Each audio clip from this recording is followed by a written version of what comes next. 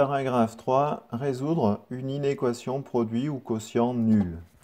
Alors, on va cette fois-ci appliquer le signe d'un produit ou d'un quotient à la résolution d'une inéquation produit ou quotient nul. Alors, qu'est-ce qu'on appelle une inéquation produit ou quotient nul? Eh bien, vous en avez un exemple ici.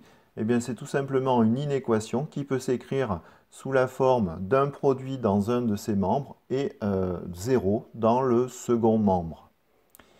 Alors, pour ce faire, eh bien, il suffit donc maintenant, on sait qu'il y a un lien très fort entre le signe d'une expression et le fait qu'elle soit supérieure ou inférieure à 0.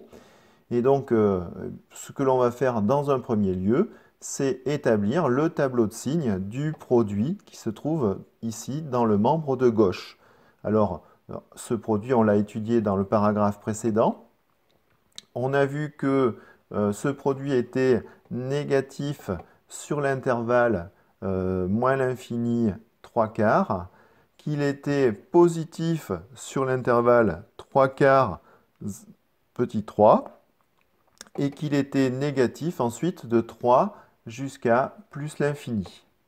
Alors bien évidemment, eh bien, là où le signe du produit sera négatif, eh bien, ça signifiera tout simplement que on est inférieur à 0. Et là où on aura un signe positif, eh bien, ça signifiera tout simplement qu'on sera supérieur à 0. Donc, pour donner les solutions maintenant de mon inéquation, eh bien, il suffit tout simplement de lire le tableau de la manière suivante. Eh bien, je cherchais ici à résoudre, à trouver les valeurs de x pour lesquelles le produit était inférieur à 0.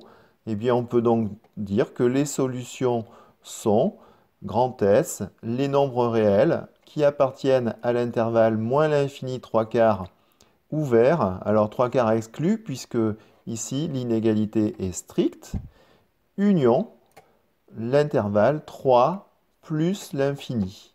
3 étant lui aussi une valeur interdite puisque l'inégalité est encore une fois stricte. Alors, on va refaire la même chose cette fois-ci avec l'exemple d'un quotient.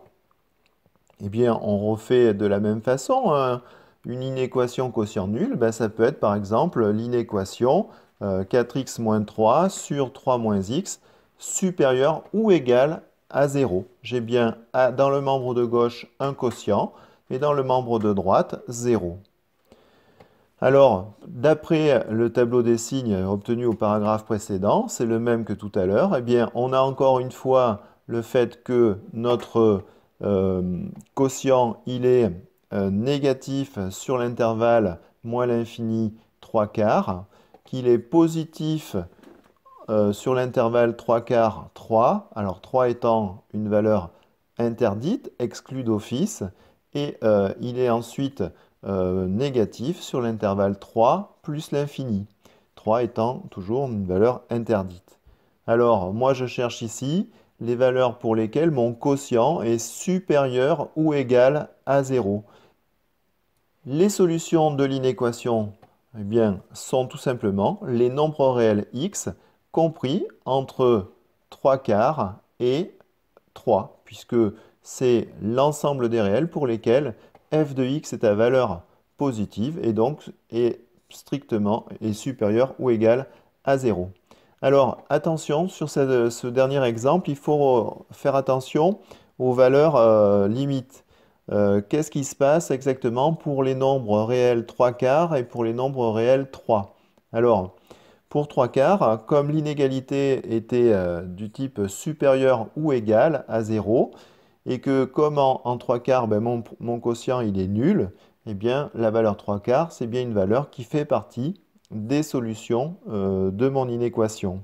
Par contre, pour x égale 3, eh bien là on se retrouve avec la difficulté du quotient et le fait que le quotient n'est pas défini pour x égale 3, puisque ça serait une valeur qui annulerait le dénominateur. Alors du coup, ben, cette valeur 3, il faut l'exclure de l'ensemble des solutions, même si vous avez un symbole supérieur ou égal dans votre inéquation. Et donc, les solutions sont bien l'intervalle 3 quarts inclus, 3 exclus.